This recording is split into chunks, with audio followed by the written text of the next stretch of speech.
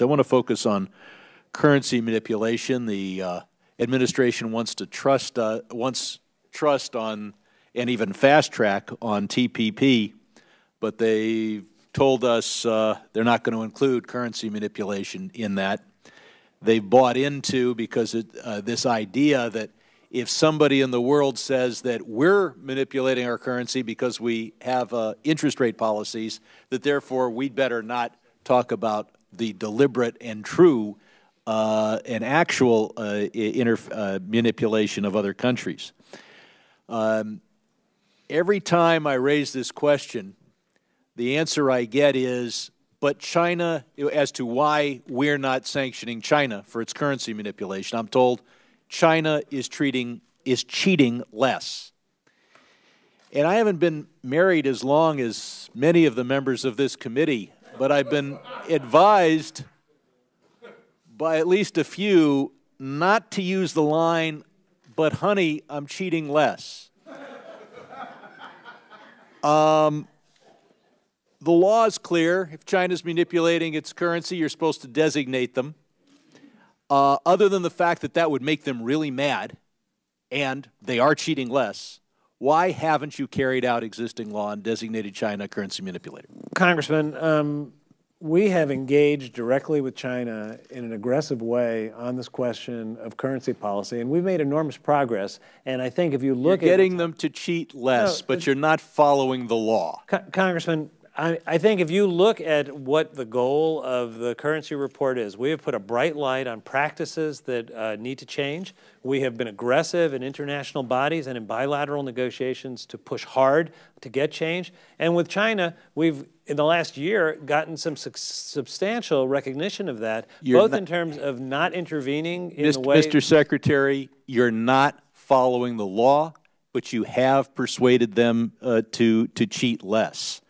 But Congressman, if I could say, the consequence that comes from the designation you're describing is an intensive consultation process. What about the consequence to our constitutional system when the executive branch takes the attitude, Congress doesn't know what it's doing, so we're not going to follow the law?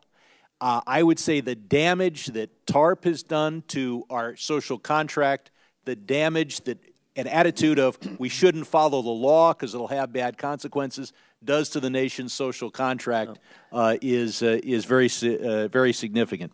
I would just say, if you look at the record, Mr. Secretary, I've got to go on to the next point. Last time and the time before that, I asked you to take a look at worldwide unitary so that we could finally tax international corporations in a fair manner. You asked me to talk to your Assistant Secretary for Tax Policy, and you told me that you personally would look into it. He said he wouldn't bother to look at it. He's too busy. So I'm going to stop asking you about it. But if we were serious about taxing multinational corporations, we would be looking at it seriously. We're told that some of the giant banks are too big to jail. We've now had large financial institutions abroad conspire with U.S. taxpayers to deliberately, intentionally, this isn't avoid tax, this isn't loophole, this is just cheat on taxes, millions of dollars. But all of these people are really rich taxpayers. Are they too big to jail, too well connected to jail?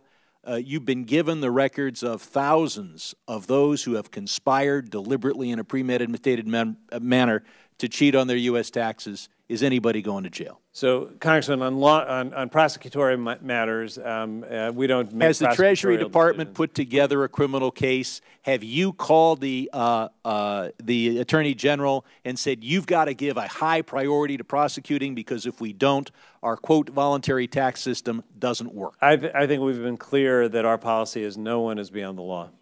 Yes, but no one's in jail. I yield back.